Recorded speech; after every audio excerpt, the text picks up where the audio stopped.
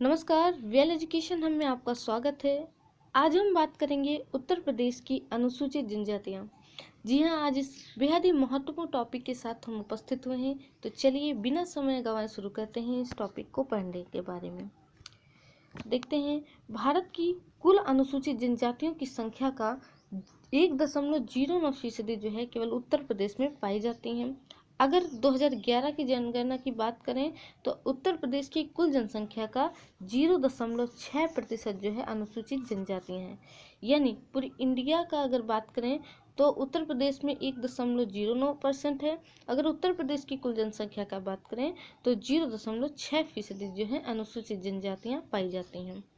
उत्तर प्रदेश में राष्ट्रपति के संविधान आदेश अनुसूचित जनजातियों जो कि 1967 में आया था, इसके अनुसार 5 जनजातियों को अनुसूचित जनजाति का दर्जा दिया गया था। ये 5 अनुसूचित जनजातियां कौन सी थी? बुक्सा, जौनसारी, भोरिया, थारू, राजी। बुक्सा, जौनसारी, भोरिया, थारू और राजी।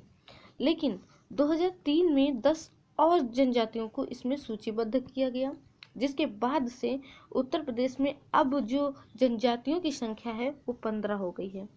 याद रखेंगे, अनुसूचित जनजातियों की संख्या जो कि उत्तर प्रदेश में है वो अब 15 हो गई है।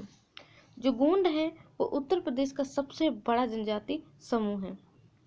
पहले जो था वो थारू था, लेकिन अब जो है गोंड उत्तर प्रदेश का सबसे बड़ा जनजाति समूह है।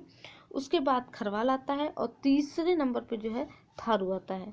उत्तर प्रदेश का जो अयोध्या और जालौन जिला है, इस फैक्ट को याद रखेंगे, अयोध्या और जालौन जिला जो है वो जनजातियों से रहित है, यानी वहाँ एक भी जनजाति नहीं पाई जाती है। वहीं 2011 की जनगणना की बात करें तो उसके अनुसार सबसे ज़्यादा अनुसूचित जनजाति वाला जो जिला है सोनभद्र है, और सबसे कम अनुसूचित जनजाति वाले जिले की बात करें तो बागपत है। याद रखेंगे, सबसे ज़्यादा सोनभद्र और सबसे कम बागपत। तो चलिए कुछ जनजातियों के बारे में हम विस्तार से पढ़ लेते हैं, जिनमें सबसे पहली जनजाति हम थारू पढ़ेंगे, लेकिन उससे पहले जो है कुछ 15 जो जनजातियों को सूचीबद्ध किया गया है उनके नाम देख लेते हैं। पहला है थारू, उसके बाद बुक्सा, जौनसारी, भोरिया, राजी। इन पांचों के बारे में हम जानते हैं 2003 से पहले केवल ये 5 अनुसूचित जनजातियां उत्तर प्रदेश में सूचीबद्ध थीं। उसके बाद जो 10 जनजातियों को जो है शामिल किया गया हम देख लेते हैं। गोंड, राजगोंड, पठारी, धुरिया, नायक या ओझा। ये कहाँ कहाँ पाई जाती है? तो महाराजगंज, सिद्धार्थनगर, बस्ती, गोरखपुर, देवरिया, मऊ, आजमगढ़, जौनपुर, बलिया, गाजीपुर, वाराणसी, मिर्जापुर और सोनभद्र में। अगर बात करें खरवार जनजाति की तो ये है देवरिया, बलिया, गाजीपुर, वाराणसी, चंदौली, सोनभद्र। अगर बात करें सहरिया जनजाति की तो ये ललितपुर में जो है पाई जाती है। सहरिया जनजाति जो है ललितपुर में पाई जाती है। परहिया की बात करें तो वो सोनभद्र में पाई जाती है, और अगर अगरिया की बात करें तो ये भी सोनभद्र में पाई जाती है। याद रखेंगे, एक ही टोन की 3 जनजातियां, सहरिया, परहिया, अगरिया।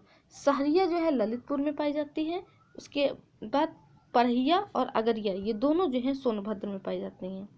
अगली देखते हैं, अगली है बैगा जनजाति। ये भी जो है सोनभद्र में पाई जाती हैं। पंखा, पनिका ये सोनभद्र और मिर्जापुर में पाई जाती हैं। नेक्स्ट पथारी की बात करें तो ये जो है सोनभद्र में पाई जाती हैं। उसके बाद आती है चेरो। चेरो जो है सोनभद्र और चंदौली में पाई जाती है। भुइयाँ और भुनिया जो है सोनभद्र में पाई जाती हैं।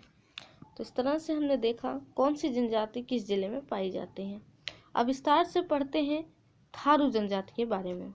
थारू जनजाति के बारे में विस्तार से पढ़ना शुरू करते हैं। यह थारू जनजाति, थारू जनजाति के लोग जो है प्रदेश के तराई क्षेत्र जो है उसके उत्तरी भाग में निवास करते हैं, जिसमें महाराजगंज, सिद्धार्थनगर, श्रावस्ती, बहराइच और लखीमपुर जिले आते हैं। ये जो है किरात वंश के हैं। इसे याद रखेंगे, एग्जाम में भी पूछा जा चुका है कि थारू जो है किस वंश से संबंधित हैं, तो किरात वंश से संबंधित हैं।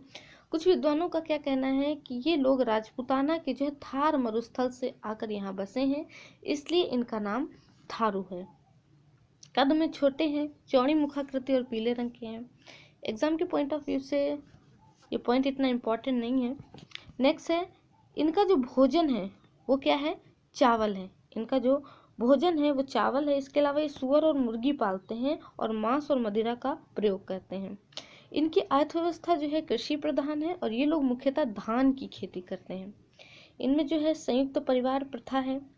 इसके अलावा जो है विवाह बिना दहेज के होता है और जब विवाह तय हो जाता है तो वो क्या कहलाता है, पक्की पौड़ी कहलाता है। पक्की पौड़ी कहलाता है। विवाह जो है बिचौलियों के माध्यम से तय होता है। विवाह के अवसर पर जो है मांसाहारी भोजन का विशेष प्रचलन है। नेक्स्ट है विधवा विवाह की प्रथा है। ठीक है, विधवा विवाह में जो है जो भोज दिया जाता है इसको लठ भरवा भोज कहते हैं। याद रखेंगे, लठ भरवा भोज थारू जनजाति में दिया जाता है। हिंदू धर्म को ये लोग मानते हैं। इसके जो है अनेक देवी देवता होते हैं।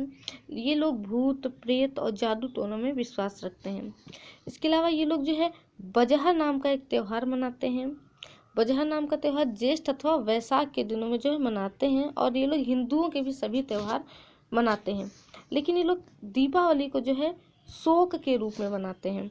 इस दिन ये लोग क्या करते हैं, अपने पूर्वजों को भेंट आदि प्रदान करते हैं जिससे कि रोटी कहा जाता है। उसके बाद होली पर जो खिचड़ी नृत्य करते हैं। ये खिचड़ी नृत्य जो होता है 8 दिन का होता है। तो होली पर ये लोग खिचड़ी नृत्य करते हैं, थारू जनजाति के लोग। नेक्स्ट इंपॉर्टेंट पॉइंट देखते हैं। लखीमपुर जनपद में एक महाविद्यालय बना है जो कि थारू जनजाति के बच्चों को शिक्षा प्रदान करने के लिए जो है बनाया गया है। कहाँ पर? लखीमपुर जनपद में। याद रखेंगे। उत्तर प्रदेश में थारू विकास परियोजना को कब जो है शुरू किया गया था? तो 2 अक्टूबर 1980 को थारू विकास परियोजना को शुरू किया गया था। तो हमने थारू जनजाति के बारे में जो महत्वपूर्ण बिंदु थे वो डिस्कस किए। अब नेक्स्ट देखते हैं जौनसाई जनजाति के बारे में। जौनसाई जनजाति के बारे में देखते हैं तो ये जो है मुख्य रूप से तो उत्तराखंड में पाए जाते हैं, लेकिन उत्तर प्रदेश के जो है परौली क्षेत्र में इनका जो है निवास है। थोड़ा मिसप्रिंट हो गया है। ये जो है खस जाति के वंशज माने जाते हैं। याद रखेंगे, ये कौन सी जाति के वंशज माने जाते हैं? खस जाति के वंशज माने जाते हैं। जो थारू थे वो किरात वंश के थे और ये जो है खस जाति के वंशज हैं। सामान्यतः लंबे होते हैं, सुंदर होते हैं, गोरे चिट्टे गुलाबी और पीले होते हैं। सिर लंबा होता है, नाक तीखी लंबी पतली। ये उसके बाद नेक्स्ट जो इम्पोर्टेंट पॉइंट है वो है बहुपति प्रथा प्रचलित। इनमें जो है बहुपति प्रथा प्रचलित है। नेक्स्ट देखते हैं जनजाति बुक्सा जनजाति। बुक्सा जनजाति के बारे में पढ़ना शुरू करते हैं। ये लोग क्या है, प्रदेश के बिजनौर जिले में छोटी छोटी ग्रामीण बस्तियों में निवास करते हैं। याद रखेंगे, बिजनौर में जो है बुक्सा जनजाति है। बिजनौर में बुक्सा जनजाति हैं और ये लोग पटवार राजपूत घराने से संबंध रखते हैं। इम्पोर्टेंट पॉइंट है, बुक्सा जनजाति के लोग जो हैं पटवार राजपूत घराने से संबंध रखते हैं, लेकिन कुछ विद्वानों ने इन्हें मराठों द्वारा भगाए जाने के बाद यहाँ आकर बसा माना है। कद और आंखें छोटी होती हैं, उनकी पलकें भारी, चेहरा चौड़ा और नाक जो है चपटी होती हैं। इनका जो मुख्य भोजन है वो मछली है और चावल है। इसके अलावा ये लोग मक्का और गेहूं की रोटी और दूध दही का प्रयोग करते हैं। इनमें जो है मद्यपान की आदत होती है। इसके अलावा एक इम्पॉर्टेंट फैक्ट है कि बंदर, गाय और मोर का मांस खाना यहाँ वर्जित होता है। ये लोग हिंदी भाषा का प्रयोग करते हैं। सामाजिक स्त्रीकरण पाया जाता है। कैसा सामाजिक स्त्रीकरण? बिल्कुल हिंदुओं के जैसा जो वर्ण विभाजन था, ब्राह्मण, क्षत्रिय, वैश्य, शूद्र, वो जो है यहाँ पाया जाता है। यहाँ जो बुक्सा ब्राह्मण है समाज में उनका सबसे ऊंचा स्थान है। उसके बाद क्षत्रिय बुक्सा आते हैं, अहीर बुक्सा आते हैं और नाई बुक्सा आदि आते हैं। गोत्र जो होता है इनके समाज की मूल इकाई है। नेक्स्ट जो इम्पोर्टेंट पॉइंट है वो है इनका विवाह अनुबंध मात्र होता है। अनुबंध मात्र मतलब पति जो है जब भी पत्नी को छोड़ सकता है या पत्नी जो है कभी भी पति को छोड़ सकती है। यहाँ बहुपत्नी प्रथा और विधवा विवाह जो है प्रचलित है। चामुंडा देवी की पूजा होती है। कई सारे देवी देवताओं को मानते हैं, लेकिन इनकी जो प्रमुख देवी हैं वो चामुंडा देवी हैं। ग्राम की पंचायत में 3 स्तर होते हैं, सरपंच, ग्राम पंचायत का सभापति और मुखिया। जो पंचायत का सर्वोच्च व्यक्ति होता है वो तखत कहलाता है। इंपॉर्टेंट फैक्ट है, पंचायत का सर्वोच्च व्यक्ति तखत कहलाता है बुक्सा जनजाति में। आय का मुख्य स्रोत होता है कृषि। और एक इम्पोर्टेंट फैक्ट याद रखेंगे, बुक्सा जनजाति विकास परियोजना कब शुरू की गई थी? तो ये 1983-84 में जो है शुरू की गई थी। नेक्स्ट जनजाति है खरवार जनजाति, इसे खैरवार भी कहते हैं। ये कहाँ कहाँ पाई जाती है? तो उत्तर प्रदेश के जो है मिर्ज़ापुर, सोनभद्र, देवरिया, बलिया, गाजीपुर जिला में पाई जाती हैं। शरीर से क्या होती है? बलिष्ठ, बहादुर होते हैं। इनकी वाणी में कर्कशता ज़्यादा देखी जाती है और किसी शब्द का उच्चारण जो है खींच कर करते हैं। इनकी कई उपजातियां हैं जिनमें सूरजवंशी, पटबंदी, खेरी, दौलतबंदी, राउत, मोगती, मोजियाली, गोंजू, आर्मिया आदि हैं। ये लोग जो है हिंदू धर्म के रीति रिवाजों का पालन करते हैं। कई सारे वृक्षों की जो है पूजा करते हैं, कई सारे हिंदू देवी देवताओं की पूजा करते हैं। इनकी जो स्त्रियां होती हैं टोना करने में बड़ी दक्ष होती हैं। एक इम्पॉर्टेंट फैक्ट है, इनका जो प्रमुख नृत्य है वो है कर्मा। खरवारों का जो प्रमुख नृत्य है उसका नाम है कर्मा। अब उत्तर प्रदेश की अनुसूचित जनजातियों से संबंधित हम महत्वपूर्ण प्रश्नों को हल करेंगे। तो चलिए एमसीक्यूज हल करना शुरू करते हैं, जिनमें पहला प्रश्न है, केंद्र सरकार द्वारा उत्तर प्रदेश के 10 नई जनजातियों को कब सूचीबद्ध किया गया था? कब सूचीबद्ध किया गया था? ऑप्शन नंबर ए 2001, 2002, 2003, 2004। तो इसका जो ऑप्शन नंबर सी है वो है 2003। 2003 से पहले जो है केवल 5 जनजातियां थी, लेकिन 2003 में 10 नई जनजातियों को जोड़ने के बाद उत्तर प्रदेश में जनजातियों की कुल संख्या कितनी हो गई? अब 15। नेक्स्ट, कर्मा किस जनजाति का लोक नृत्य है? अभी हमने पढ़ा। ऑप्शंस देखते हैं, A Tharu, B Kharwar, C Buksa और डी अगरिया। हमने अभी पढ़ा है option number B Kharwar. Next, Hindu से मिलता जुलता वर्ण विभाजन उत्तर प्रदेश की किस जनजाति में मिलता है? Option number A Tharu, B Buksa, C Kharwar या डी जौनसारी। हमने अभी पढ़ा ऑप्शन नंबर बी बुक्सा इसका जो है राइट आंसर है। नेक्स्ट, निम्नलिखित में से कौन सी अनुसूचित जनजाति बिजनौर जिले में निवास करते हैं? ए बैगा, बी खरवार, सी थारू, डी बुक्सा। हमने अभी पढ़ा बिजनौर जिले में जो है बुक्सा जनजाति निवास करती है। नेक्स्ट देखते हैं, निम्नलिखित जनजातियों में से कौन उत्तर प्रदेश में सर्वाधिक है? कौन सी जनजाति उत्तर प्रदेश में सर्वाधिक है? ऑप्शंस देखते हैं, ए थारू, बी बुक्सा, सी गोंड या डी सहरिया। तो गोंड जो है उत्तर प्रदेश में सबसे ज़्यादा पाए जाते हैं। नेक्स्ट देखते हैं, सर्वाधिक अनुसूचित जनजाति वाला जिला कौन सा है? ऑप्शंस देखते हैं, सोनभद्र, मिर्जापुर, लखीमपुर खीरी या गोरखपुर। तो इसका जो राइट आंसर है वो है सोनभद्र। सोनभद्र में जो है सबसे ज़्यादा अनुसूचित जनजातियाँ होती हैं। नेक्स्ट है, सबसे कम अनुसूचित जनजाति वाला जिला कौन सा है? इसके ऑप्शंस हैं, बागपत, बी बरेली, सी आजमगढ़, डी मऊ। तो इसका जो राइट आंसर है वो है ऑप्शन नंबर ए बागपत। बागपत में जो है सबसे कम अनुसूचित जनजातियाँ पाई जाती हैं। नेक्स्ट क्वेश्चन है, परहिया जनजाति कहाँ निवास करती है? ए सोनभद्र, बी मिर्जापुर, सी बहराइच या डी पीलीभीत। हमने अभी पढ़ा है परहिया के बारे में। परहिया जो है सोनभद्र में जो है निवास करती है। सोनभद्र की जो है प्रमुख जनजाति है। नेक्स्ट, उत्तर प्रदेश में किस जनजाति द्वारा दीपावली को शोक के रूप में मनाया जाता है? ऑप्शंस देखते हैं, A Tharu, B Kharwar, C Buksa और डी जौनसारी। तो इसका जो राइट आंसर है वो है option number A Tharu. Tharu जो है दीपावली को शोक के रूप में मनाती है। इस दिन जो है ये लोग अपने पूर्वजों को भेंट देते हैं और उस भेंट को रोटी कहा जाता है। नेक्स्ट, किस जनजाति में पंचायत का सर्वोच्च व्यक्ति तखत कहलाता है? ऑप्शंस देख लेते हैं, A Buksa, B Tharu, C Jaunsari, D Gond. इसका जो राइट आंसर है वो है option number A Buksa. Buksa में जो है पंचायत का सर्वोच्च व्यक्ति तखत कहलाता है। नेक्स्ट क्वेश्चन देखते हैं, बुक्सा जनजाति विकास परियोजना की शुरुआत कब हुई थी? तो देख लेते हैं इसके options. Option number A 1975, B 1980, C 1981 या डी 1983। तो इसका जो राइट आंसर है वो है डी 1983। 1983 में जो है बुक्सा जनजाति विकास परियोजना की शुरुआत की गई थी। नेक्स्ट देखते हैं, बहुपति प्रथा निम्नलिखित में से किस जनजाति में प्रचलित है? इसके ऑप्शंस देख लेते हैं, ए खरवार, बी बुक्सा, सी जौनसारी या डी थारू। तो इसका जो राइट आंसर है वो है option number C Jaunsari. Jaunsari में जो है बहुपति प्रथा प्रचलित है।